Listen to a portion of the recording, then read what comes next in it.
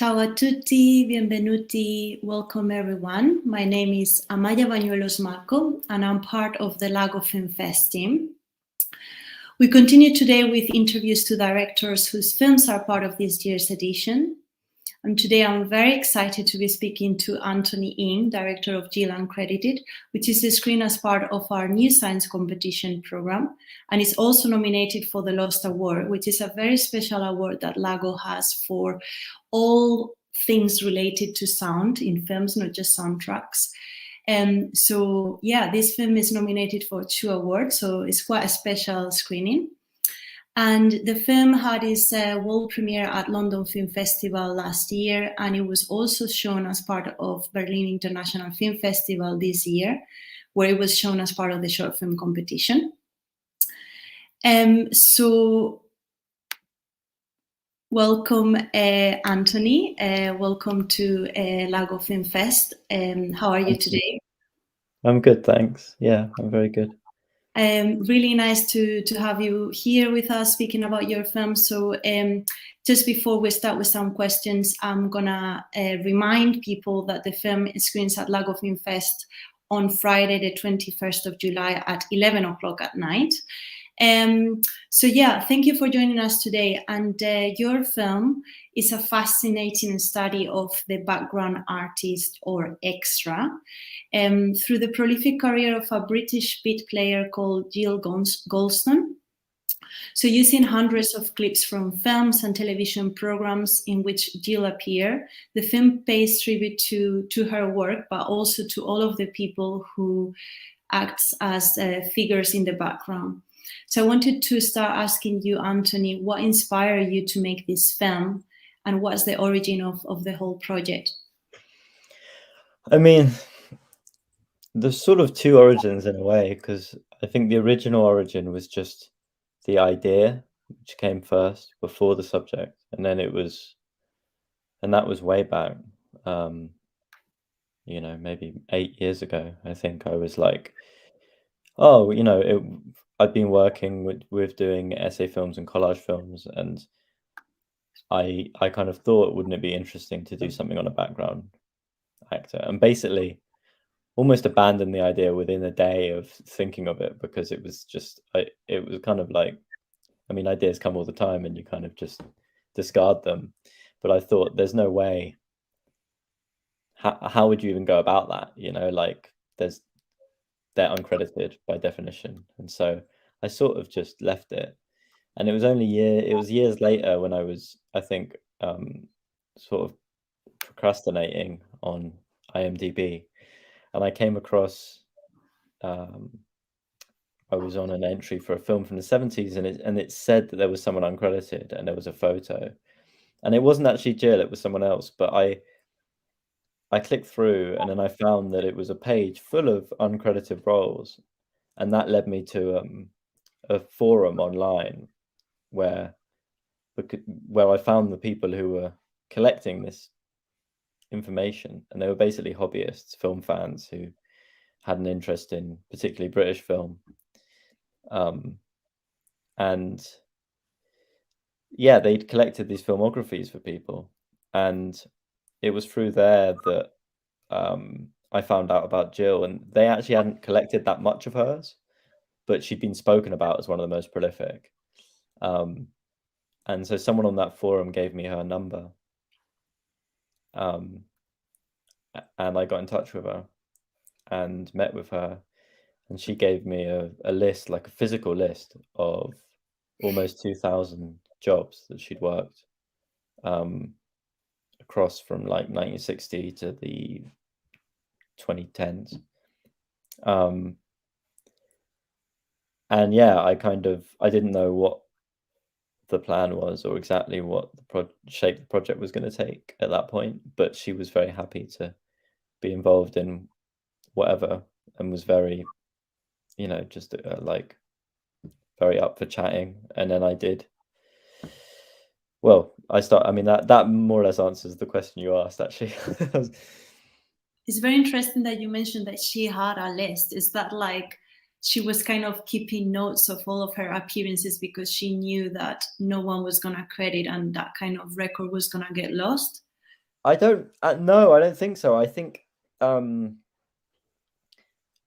husband is an accountant and Okay. very good at keeping records, and he had he helped with making sure that she was, that she got paid for certain things, or that things were getting, invoices were getting sent off and everything. And so I guess as a result of that, he just kept a log of everything. Hmm. And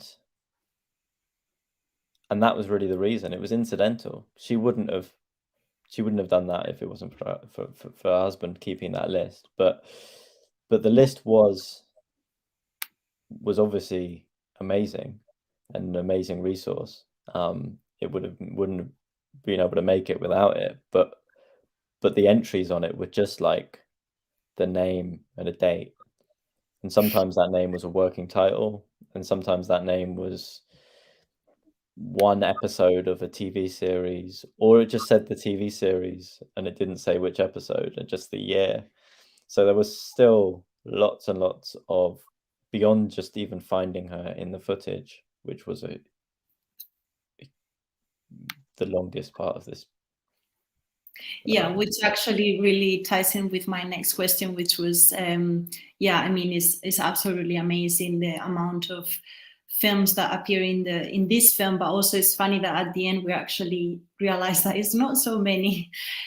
So yeah, she participated in thousands of, well, like over nearly 2,000 films, is that right? And so this film has countless of clips from many of those films in which she participated. So how long did it take you to do all of that research of all that material, and how was actually the process of making the selection and editing the film?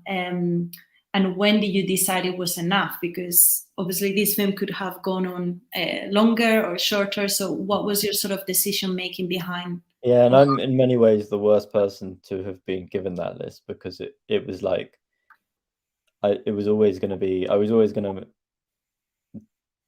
go further longer than maybe I should have done in terms of trying to find her and things. But it was, the process was, I digitized the list, and then I went through and I found what was available, because not everything was publicly available, and some things would be old TV things. Sometimes, you know, the archives were lost; they just didn't exist anymore. So it was determining what was available, and then what was in the best available quality. What I could get in really good quality, and then I just sort of prioritized all those things. Obviously, anything that was a very known film or stuff like that, I was immediately wanted to get a hold of. So I worked through the list in that way. I definitely looked through everything that was available in really high quality. And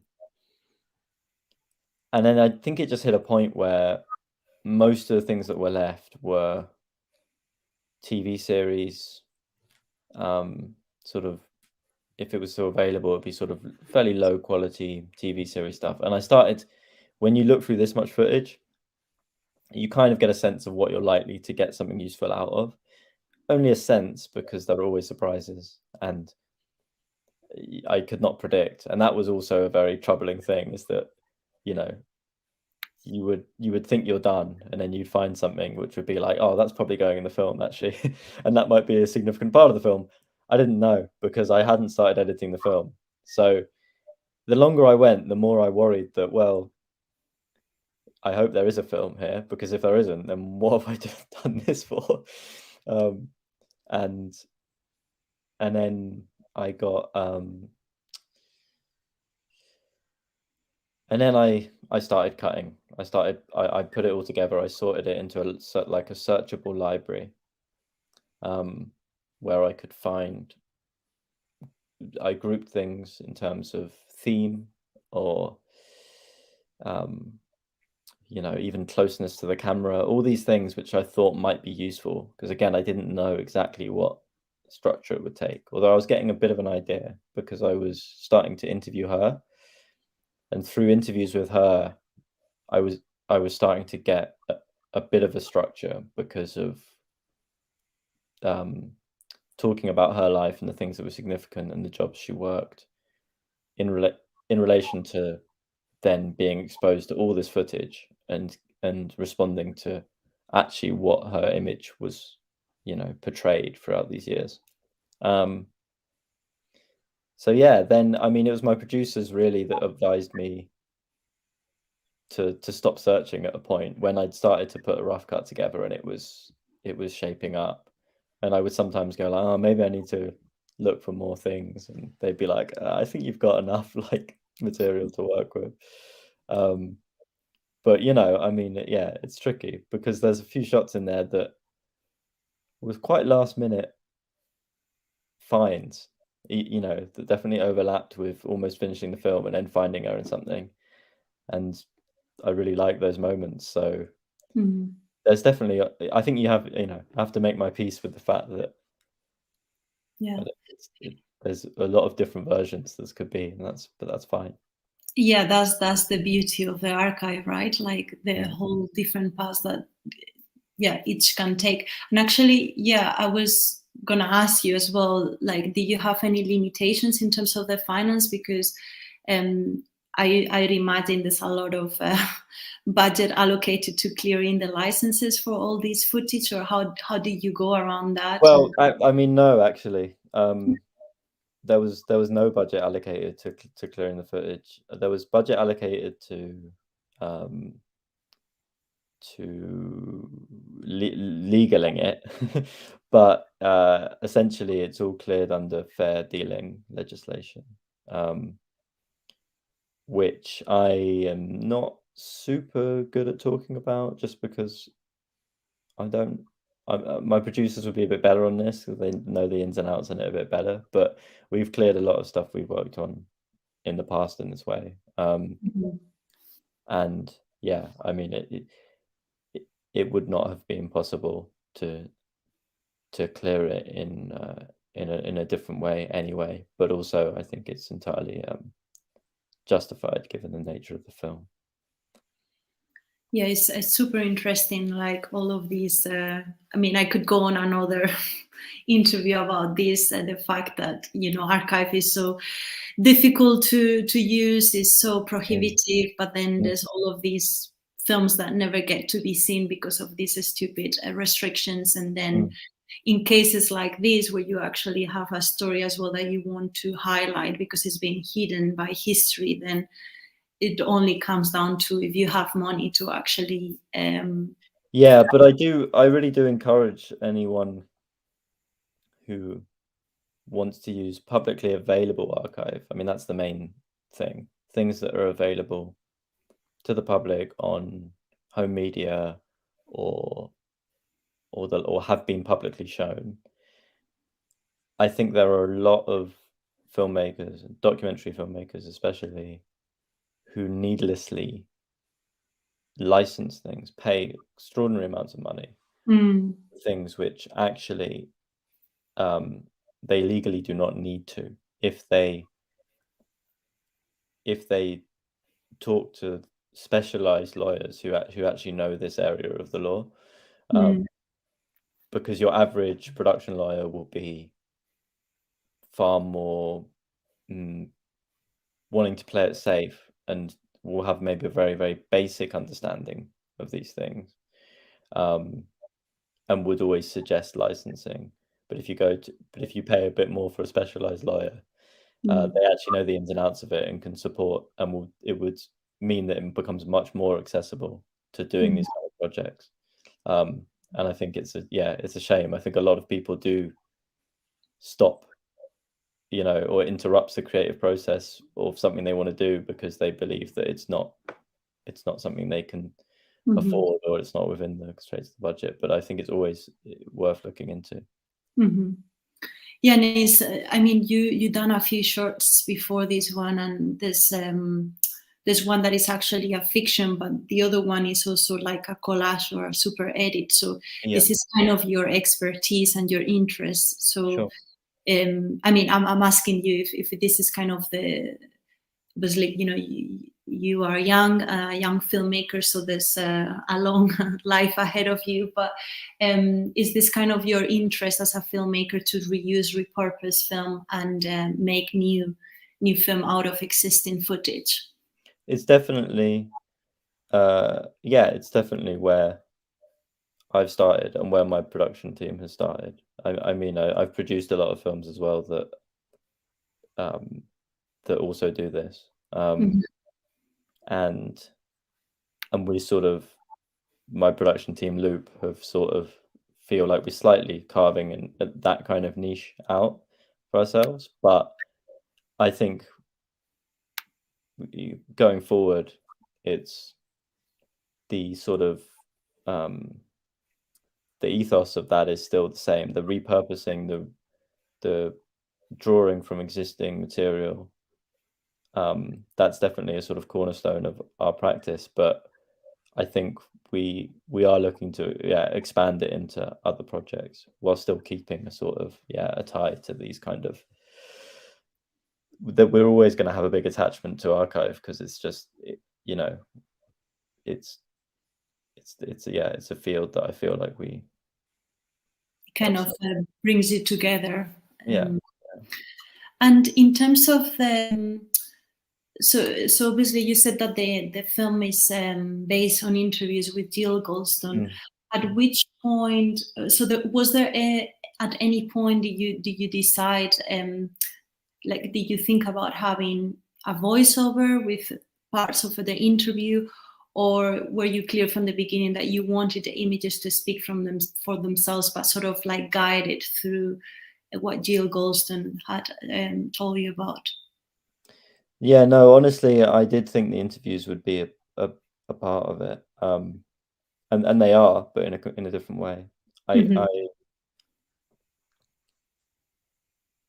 It took a lot of trying to make something that wasn't working, trying to make it work, before I realized that it made sense, as I say, as you said, rather, for the films to speak for themselves, for her performances to speak for themselves. It became apparent that almost by, and she talks so wonderfully about a lot of these experiences and the memories behind them. But I started to realize that it did sort of slightly undercut the footage a little bit, because every time it was getting couched in a new context, you were thinking about the behind the scene, you were being told to think about certain things, which I think it was just, it just became apparent. However, the cut that I'd started doing with the interviews, it was the foundation for the final version. The loose structure is almost exactly the same. The dancing was all her talking about her love of dance. She went to dance school. There are all these things that tie through. The nursing section was all like how much she did these jobs. There was it all tied to a sort of emotional through line through her life and things that were significant to her, which I thought was really important. And I do think that comes across, but yeah.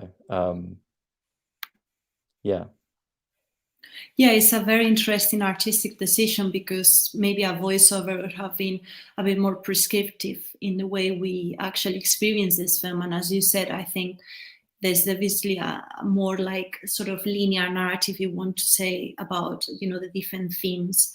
But also it kind of becomes more abstract as well. And I wanted to ask you, in terms of the abstract element, which I'd say maybe is the music sort of guiding the story a bit, and your work with the music, because not only have you made this film, produced it and edited it, which is already a big job, but you also made the music. And since the film is nominated for the Lost Award, I wanted to ask if you could share a bit more about the process, and and sort of like how did you make the music for this film, and also other decisions that you made as well in terms of the sound. For example, there's bits in the film where we actually hear the sound from the films Yeah, themselves. yeah. There's little bits of dialogue, really few of them, but quite significant. So yeah, if you could just speak through the process of these choices. Yeah, well, I mean, where do I start? I'm so firstly, I'm very honored to be up for that award in this section in particular, just because, well, to be honest, during making it, I think I told myself at the time, which I've now sort of erased a little bit, was that I was like, oh, I don't think I should ever do the music to my own films ever again, because the process of I've done music for other people's films, and the ability to go to the director and get a brief back and respond to what they want is quite a nice separation from it. Working on a whole thing for ages, years, and then doing that extra element it wasn't the smoothest thing, and I felt I did feel stuck for a lot of it. But yeah, I am pleased with how it turned out. So I've sort of romanticized it now, and I'm like, yeah, it's fine. I could do that again. But no, the process was interesting for me because I'm not classically trained and I can't read music. I can't play instruments. I can sort of just very rudimentary way of playing. But I am musical, and I feel like I sort of have to work out ways of being able to express that. And so I've worked out methods, and I've done sort of one orchestral score before just with strings. But this was the first time where I had piano and strings, and the process took a little bit of refining and figuring out. But essentially, once I had a cut together, there was some temporary music which was in there when I was cutting the film, and I'm more or less stuck to the same tempo of the temporary music. And then what I did, which is a lot of the beginning process that I do for most of my music, is I start with samples from old records I've got a load of old sound libraries or things like that, and I manipulate them and pitch shift them and do all these things and then find sort of melodies and you know build a sort of try and find a loose structure with these building blocks. Mhm.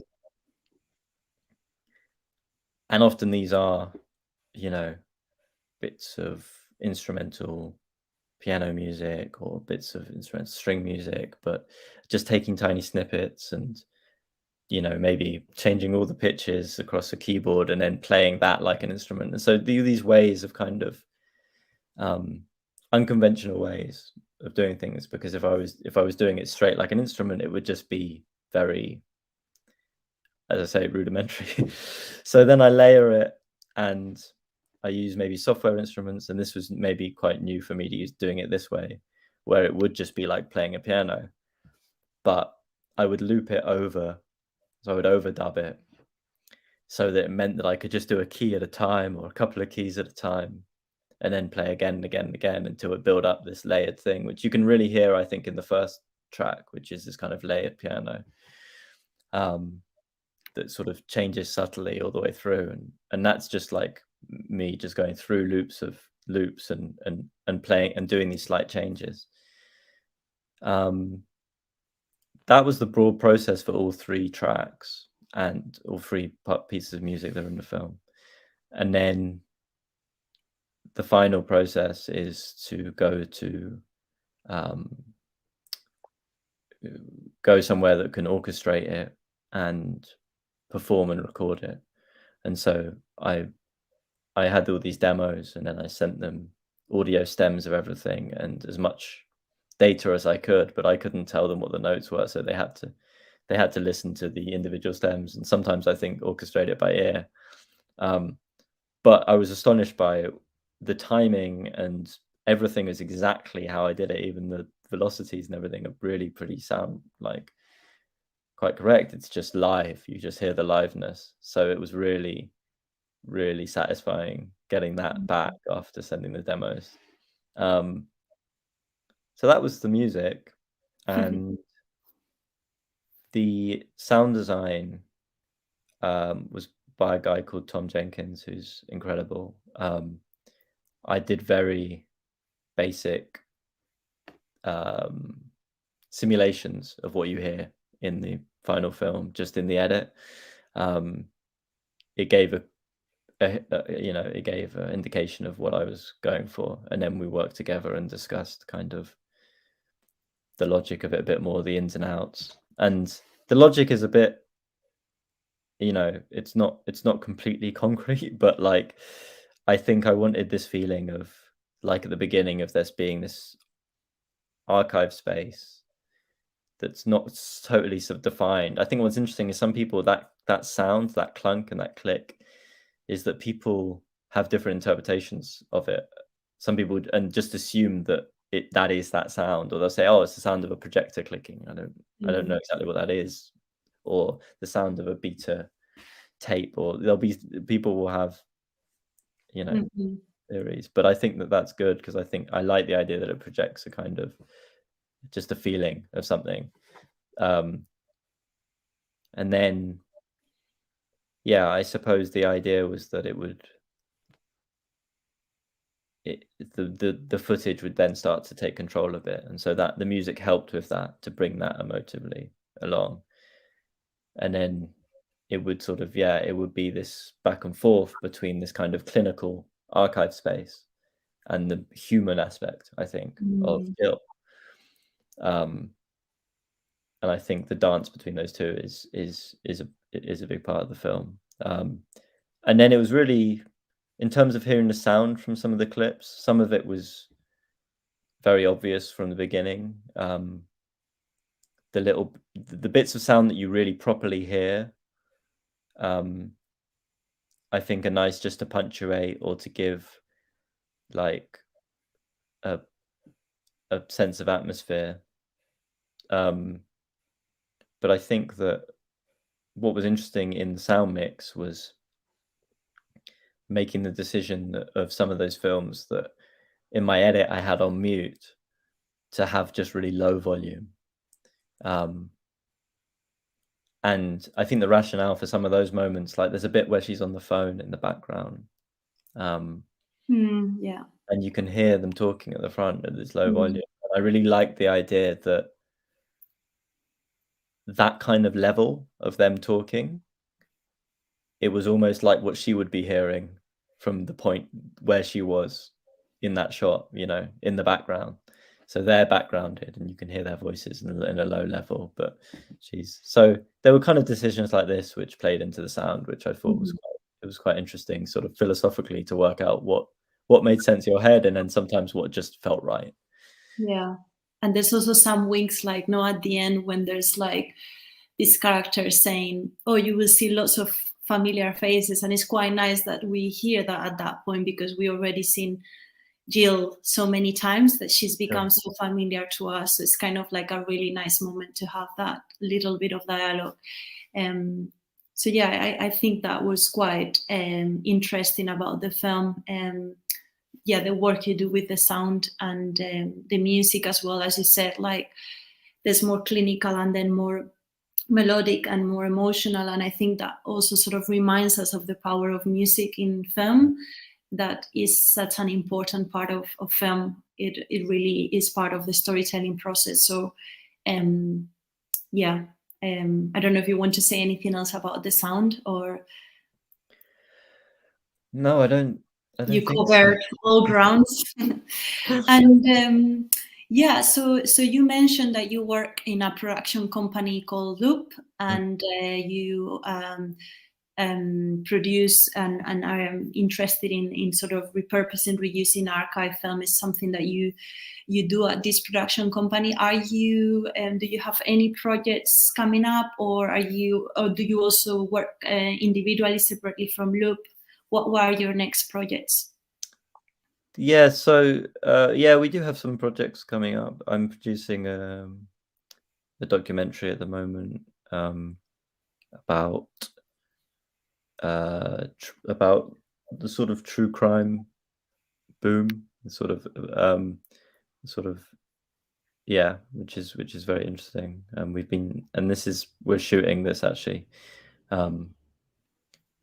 but yeah, there are a few things. I'm working on a book adaptation that's in very, very early stages, but um, which sort of feels like a big step away from these kind of projects. But it's also a book I found in a charity shop that's published in the 60s and felt sort of lost and forgotten about, that I'd sort of got the option for, and so I feel like it still has a bit of a attachment to this idea of kind of digging up these kind of forgotten things. But yeah, things are very in early stages. I can't confidently talk about any of this stuff yet. And outside of Loop, I do some work as like an editor and things for other people's projects and stuff, which I enjoy. It's sometimes quite nice to get a break from kind of, being completely in your own head with your own projects. Mm-hmm. But yeah, Yeah, that's kind of, I bet, especially when these are projects that take a lot of headspace and time. So it sounds like Jill Uncredited was one of those. But yeah, congratulations! It's an excellent film, very interesting, and we encourage everyone to come and see it at Lago, at unique setting by the lake, and is on the 21st of July at 11 o'clock. And as we said, it is nominated for 2 awards. So good luck, and I hope you are very successful in your future projects. We'll keep an eye on what you do at Loop, and maybe we'll see you at Lago at some point. And yeah, thank you very much for joining us today. Thank you. Take care.